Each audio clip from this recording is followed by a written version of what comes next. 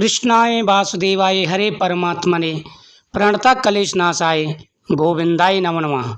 स्वागत है आप सभी का मेरे भक्ति भावना यूट्यूब चैनल पर। काफ़ी सालों के बाद में बन रहा है कृष्ण जन्माष्टमी पर सबसे बड़ा योग। द्वापर कालीन 4 शुभ योगों के बीच में पड़ रही है इस बार कृष्ण जन्माष्टमी। कृष्ण जन्माष्टमी के दिन मिलेगा पुत्र प्राप्ति और धन प्राप्ति का आशीर्वाद। लड्डू गोपाल जी करेंगे हमारी हर मनोकामना पूरी। दोस्तों, इस बार जन्माष्टमी पर बहुत ही अच्छा योग बन रहा है। आज मैं आपको जन्माष्टमी के बारे में संपूर्ण जानकारी दूंगा। जन्माष्टमी का पर्व, शुभ मुहूर्त, पूजा विधि, उपाय और भाग्यशाली राशियों के बारे में जानकारी। वीडियो को लास्ट तक वॉच करें। सनातन धर्म में कृष्ण जन्माष्टमी का विशेष महत्व है। यह पर्व हर वर्ष भाद्रपद महीने में मनाया जाता है। इस दिन जगत के पालनहार भगवान श्री कृष्ण की विशेष पूजा की जाती है। साथ ही उनके निमित्त व्रत रखा जाता है। इस व्रत के पुण्य प्रताप से साधक की सभी मनोकामनाएं पूरी होती हैं। जिनको पुत्र की कामना है उनको व्रत अवश्य रखना चाहिए।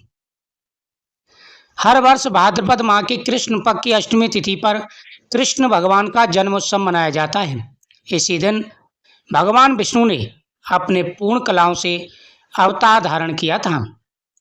इस शुभ अवसर पर कृष्ण मंदिरों को भव्य तरीके से सजाया जाता है। साथ ही अपने घर के मंदिरों को भी सजाते हैं। साथ ही मंदिर में विशेष रूप से पूजा का आयोजन किया जाता है। भाद्रपद माह के कृष्ण पक्ष की अष्टमी तिथि पर व्रत रखकर कृष्ण कन्हैया की भक्ति भाव से पूजा अर्चना करते हैं। साथ ही भजन कीर्तन के साथ साथ उपाय करते हैं और माखन चोर की लीलाओं का गुणगान करते हैं। भाद्रपद माह के कृष्ण पक्ष की अष्टमी तिथि पर दशकों के बाद द्वापर कालीन शुभ संयोग का निर्माण हो रहा है। इन योग में भगवान श्री कृष्ण की पूजा करने से साधक को पुण्य 4 गुना प्राप्त होता है। इस दिन सुबह स्नान करने के बाद में लड्डू गोपाल जी को स्नान कराएं। स्नान कराने के बाद में भगवान को चंदन का टीका लगाएं, पीले वस्त्र पहनाएं। भगवान को तुलसी की माला का हार बना करके पहनाएं। तुलसी के पत्तों की माला बना के भगवान कृष्ण को समर्पित करें।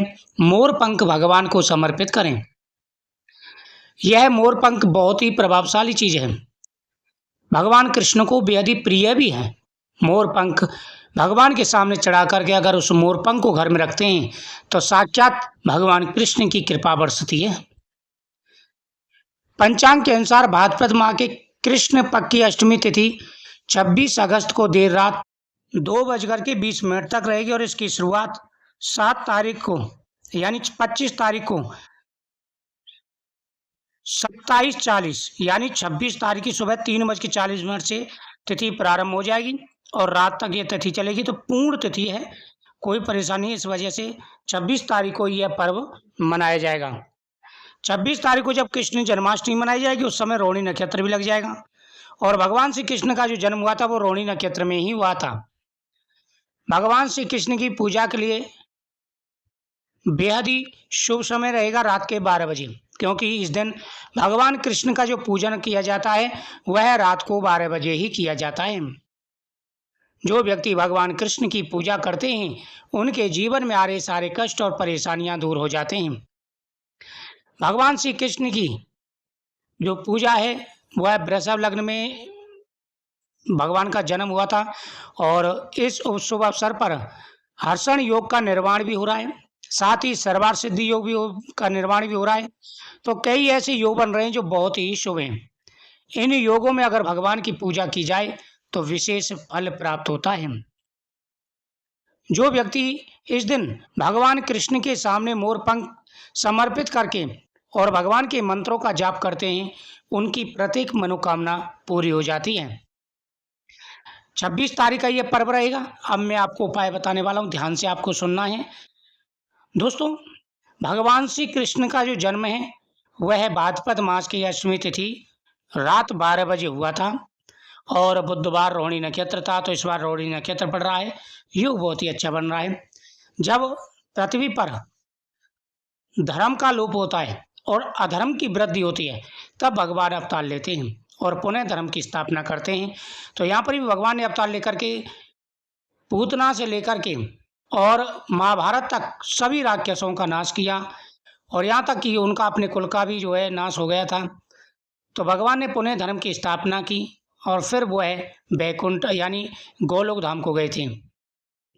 इस दिन भगवान के सामने आप दीपक जलाएं, भगवान को चंदन का टीका समर्पित करें, भगवान को खीरे का प्रसाद और केले का फल चढ़ाएं, भगवान को मक्खन मिश्री चढ़ाएं और भगवान को पीले वस्त्र पहनाएं। भगवान के सामने बैठ करके आप व्रत का संकल्प करें और फिर ओम नमो भगवते वासुदेवाय नमः मंत्रों का जाप करें।